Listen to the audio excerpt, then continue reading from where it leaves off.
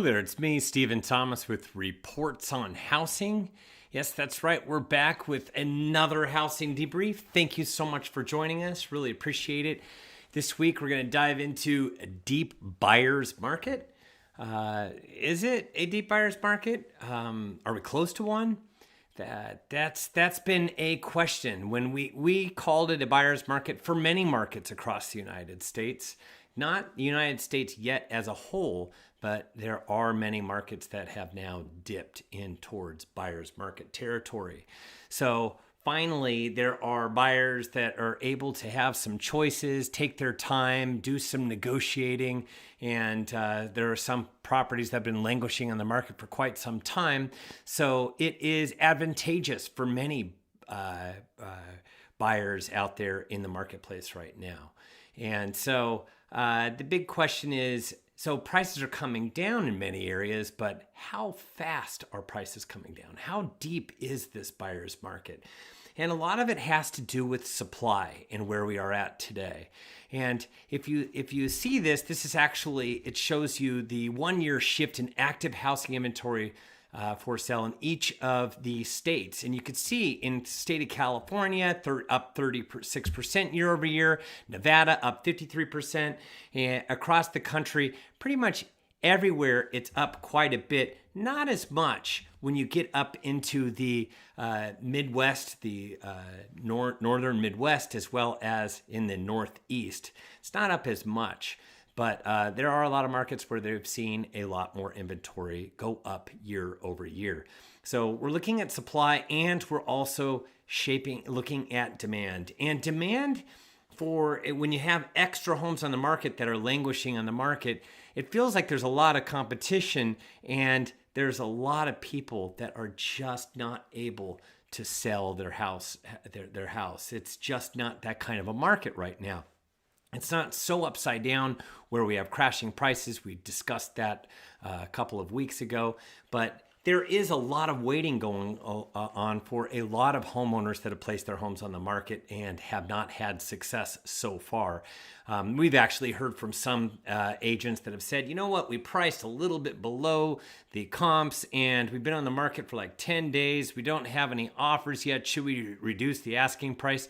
And you have to get into this new mindset of waiting. It's a little bit different. So you just have to, the big comparison is fishing. And sometimes the fishing's not great, so you have to keep your pole in the water for a little bit longer, especially if the bait still works. It's just, you have to pack your patience. And so demand has been at a very, very low cruising altitude. There is demand out there. It's just not a lot. And a lot of it has to do with where affordability is at right now.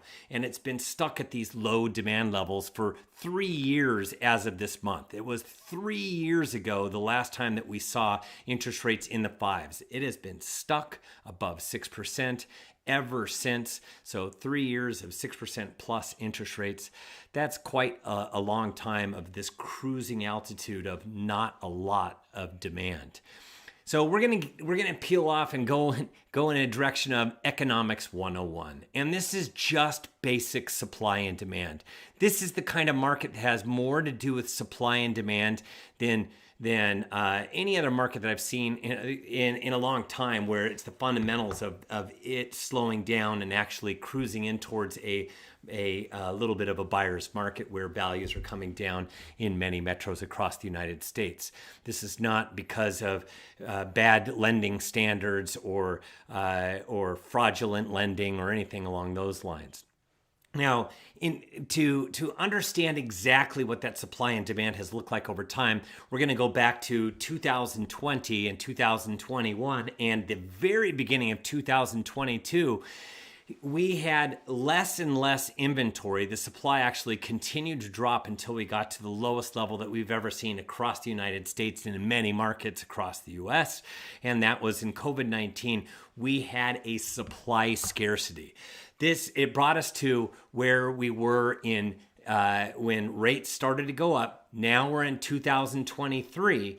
And we have very, very few homes coming on the market as a result of interest rates that have gone up from 3.25% at the start of 2022 until we burst past 7% in October of 2022.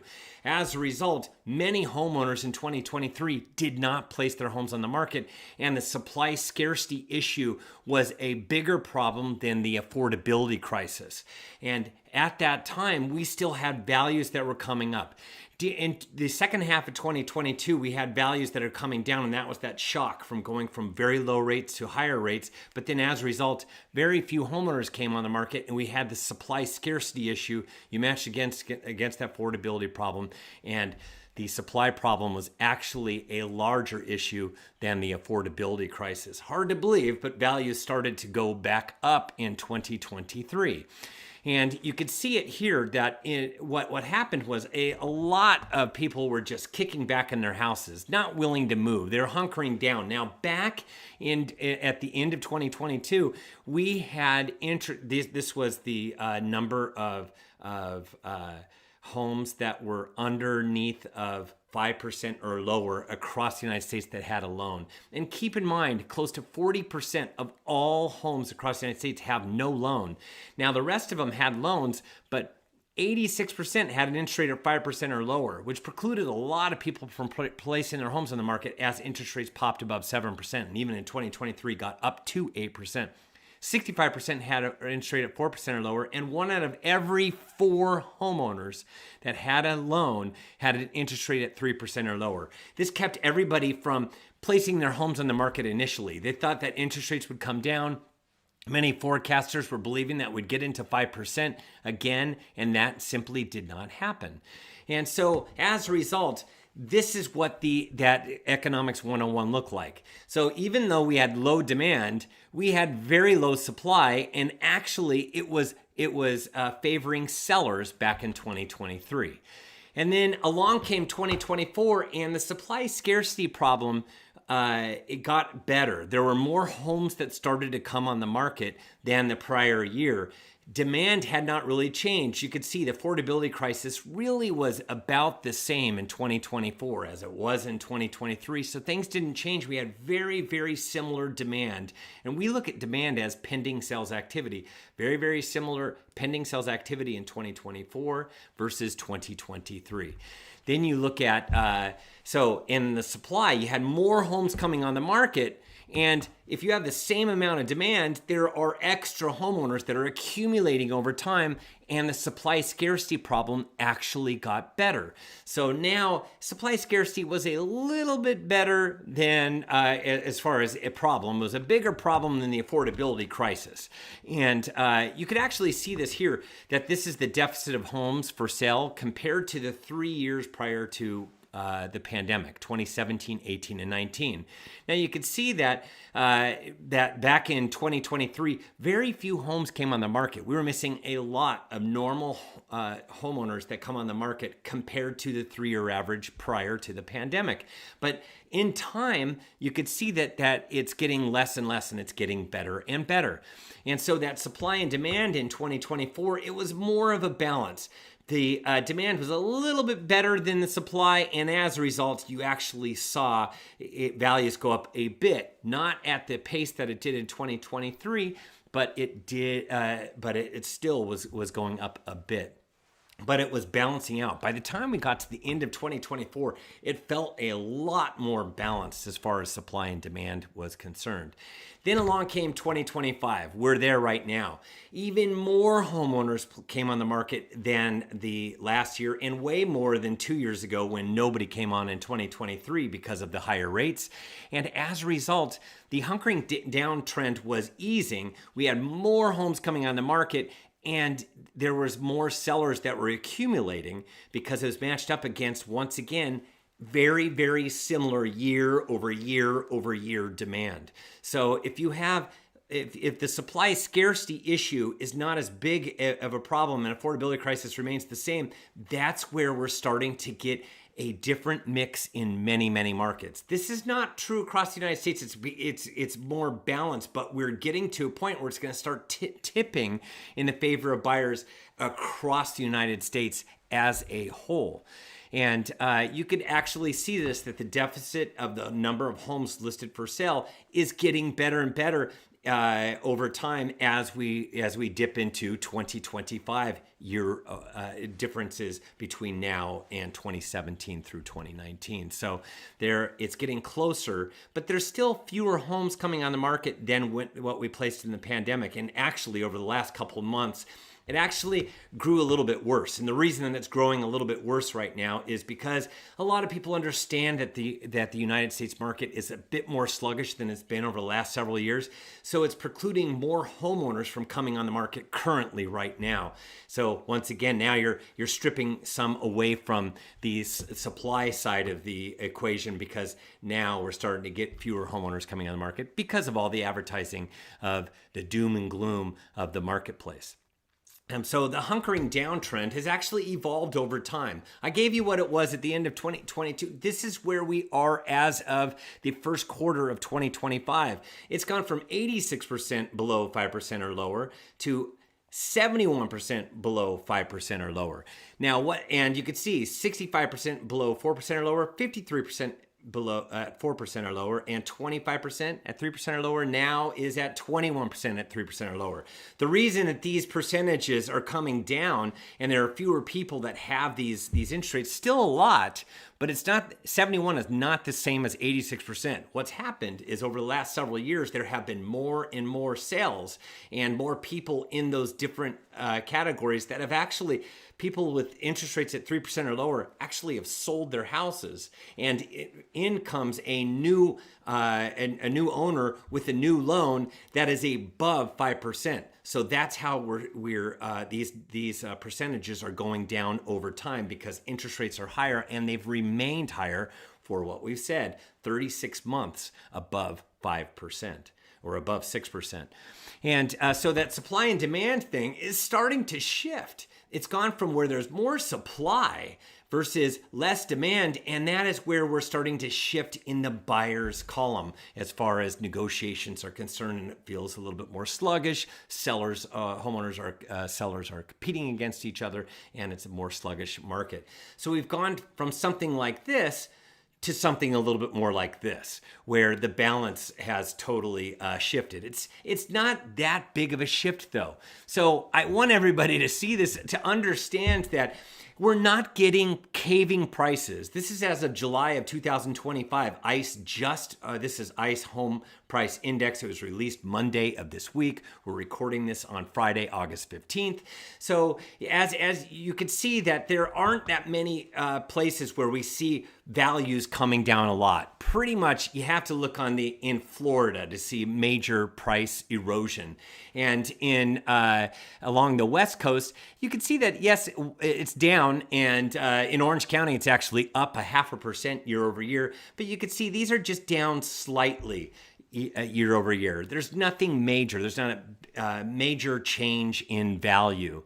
And then you can see this is the active housing inventory for sale compared to pre-pandemic levels, and you can see where there are swatches of the United States along the upper Midwest and the Northeast, where they're still missing a lot of their inventory compared to where they were prior to the pandemic. In California, it's getting very close to the same. And in some states like Florida and Texas and Arizona and Utah, Colorado, they are all experiencing more homes than prior to the pandemic. So you're starting to get that scale that's tipping in a different direction in many, many markets. So, and the lowest annual home price growth, actually, you can see this. It's along Florida. This is the top 100 metros across the United States, and you can see that in Cape Coral, Florida, it's down 9.6% year over year. Now that's a big drop. Now Florida has its own unique case, and the run up in Florida and Austin, Texas was was gigantic, and it kept running up in those areas, even into 2022, well into 2022, after rates had already gone up, because they had a real inventory problem. So it continued to go throughout 2022. So they were the exception. They went up, and when it went up as much as it did, Florida has had its problems with insurance and condominiums and different things like that. So there's even more to that story. They're not the canary in the coal mine. It's completely different. Now, if you look at it, if you see this, it's a lot of Florida. There's Stockton, California, that's down 2.9% year over year. And then there's San Francisco, that's down 2.7%. They call that the Bay Area, but San Francisco County is just a small piece compared to all the other counties that make up the Bay Area, which there are 9 counties. And you can see, once again, Florida, Texas, Denver, Colorado, and then Phoenix, Arizona, only down 1.9% year over year. These aren't gigantic drops. And from anybody above that 86 rank, they're in the single digits, as far as low single digits as far as home price year over year drops are concerned. This is not anything where you can go into a market and expect 5%, 10% drops, other than those couple that I had mentioned. And this is Resi Club. Resi Club, actually, they do some great work. You can find them on X. You can subscribe to their. We're just about to subscribe to their stuff because it's so good. They actually follow 200 markets, and in January of this year, 41 of the 200 markets were actually negative. Slightly negative to those few that I mentioned that are more on the larger side of negative, and mainly in Florida. In February it's 44, in March it's 58 out of the 200, then it's 69, then it's 75, then it's 78, and in July was 80 out of 200. It's making its way to 100 out of 200 will be negative, and that will probably happen, I'd say, by the end of the year that we'd be there. From January, July, we're there. But it also depends upon the pathway of rates, because we're actually seeing some changes in the overall marketplace because of rates have come down to their lowest level since October of last year recently. So many people are wondering, how deep of a buyer's market is this? Well, based upon everything that I showed you and what's going on in most metros across the United States, with a few exceptions within the state of Florida, it's not very deep at all. This is not a deep buyer's market where buyers have to be extremely careful. They're not going to go in there and they're not going to get these gigantic drops in prices. Now, as far as negotiations are concerned, it lines up better in the buyer's column. So there's different concessions that can be that you can get. There's a lot more negotiating that can take place, and know that you don't have to aggressively go after a property. There are exceptions to that rule. There are properties that come on the market that are absolute gem cream puffs that when it comes on, you go, oh my gosh, I want to see that. I want to write an offer. And typically when you feel that excited about a property, there are about 5 or 6 other buyers that have been waiting also for something really nice to come along. And they've just been patiently waiting. And now that's why you get multiple offers on a property that's come on the market instantly. And you're wondering, how in the world in a slower market are we getting multiple offers? And you're telling me I have to actually go a couple $1,000s above the asking price? No way. That person that says no way, by the way, does not get the property. That's how this works when you have these cream puff properties. It becomes a hot seller's market for just that home. And so I know your head's swirling when you hear all this stuff, but I want you to know the reason that we're not going to get values that drop considerably. There are 3 reasons. We covered it in a video a couple weeks back, and we're not going to get plunging prices because you have to have these 3 factors. Right now, we only have one of the 3 factors, and that is low demand. We've had this low demand. I've talked about it. We've been there stuck for 3 years. And then you have to have a gargantuan amount of supply. Yes, we're at more homes on the market than prior to the pandemic in many different areas. However, that's not the story. Across the United States, it still hasn't quite made its way to pre-pandemic when you aggregate the whole entire total. But still, there's just not enough supply. Even in the markets that are terribly off, they'll compare it to prior to the pandemic, but they will not compare it to where we were during the Great Recession. During the Great Recession, we had a lot more homes across the United States, a 4 million homes across the United States. Right now, we're at 1,540,000 homes across the United States. That's the aggregate total. We're about to peak out, and it's going to go down from here for the rest of the year. We're not going to get to 4 million. We will not have a bunch of supply. It's still a really limited amount of supply. It is more than the last several years, but it's just getting us to where we were prior to the pandemic, which was still a limited supply prior to the pandemic. Just nobody's talking about that. And you could see it right here. This is too much supply versus still not enough. Even where we are today, it is a lot more than where we were the last few years. Each of those Himalayas, or each one of those mountains is a year. And you could see that right now in 2025, yes, it's larger than anywhere we've been since 2020. So we have not surpassed 2020 to match 2021 yet, but it will get there sometime if it continues to go down the route it is right now. But still, you could see there weren't a lot of homes prior to the pandemic to begin with. Nothing like what we experienced prior to and during the Great Recession with 4 million homes on the market. And so those are the two things. You have to have just a glut of homes on the market. We don't have that. We have low demand. And then you have to have a lot of foreclosures, a lot of people that are that just simply cannot afford their home, need to walk it away, do a short sale, do those kind of things. We do not have that many foreclosures across the United States. You can see this in the national delinquency rates. Yes, there's a lot of like, it seems like advertising of the wave of foreclosures. We've talked about it many times. We're still this bumping along a very, very low level, low delinquency level across the United States. We're making our way back up towards pre-pandemic levels. That's all. We're going from the very, very lows during the pandemic when we shut off a moratorium on foreclosures, as well as FHA. There was still some COVID relief through FHA that is going away at the end of September. Well, that's going to change things completely for FHA foreclosures, and they're a bigger piece of the problem as far as delinquencies are concerned, but it'll just get us to where we were prior to the pandemic when nobody was really caring about delinquencies and foreclosures and short sales prior to the pandemic. You have to go all the way back to that gigantic mountain, Mount Everest. That would be the Great Recession on the left. And in the pandemic, you could see where it went straight up. That was just a whole bunch of people that went into forbearance. They were almost all of them worked their way out of forbearance, sold or did some sort of a modification to their loan, and everybody's just fine. So that's where we're at right now. There's not going to be any foreclosures. So based upon only having one out of the three criteria that you need for a housing crash, guess what? No housing crash, no plunges in pricing.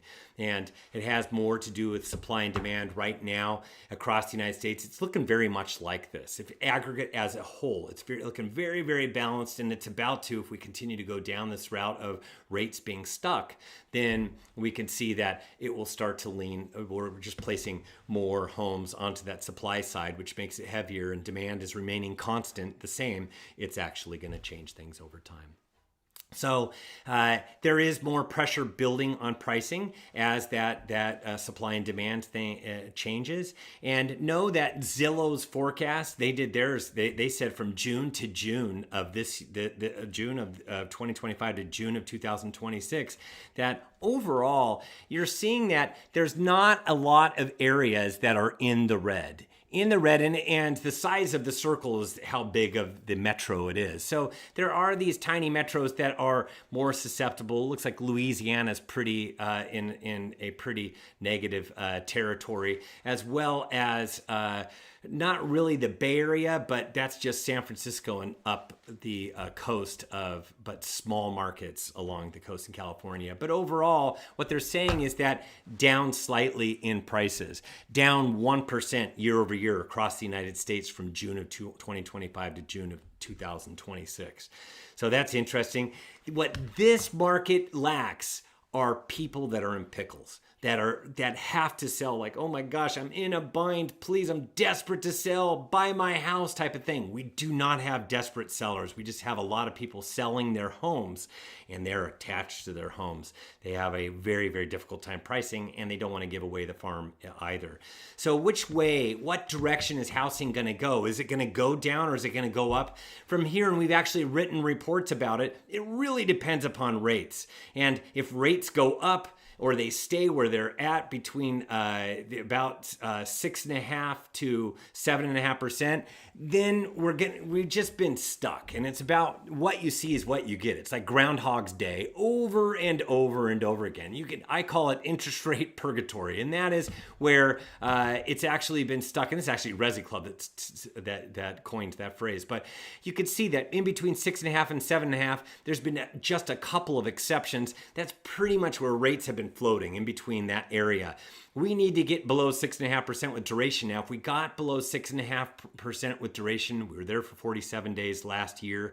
That's not long enough. We're talking months upon months below 6.5%. That will be a sea change in the activity, and it will change completely. You just get down to 6% and you will actually see the market completely turn around, and all those people that are doomers out and gloomers, and they have these websites that are devoted to talking about the housing crash, are all going to be wrong if interest rates just make their way down to 6%. Now, if they pop below 6%, it's going to be too hot, and the entry level will get bought up way too fast. That's actually not what I'm rooting for. Just getting it down to 6% will allow more millennials and Gen Zs to purchase.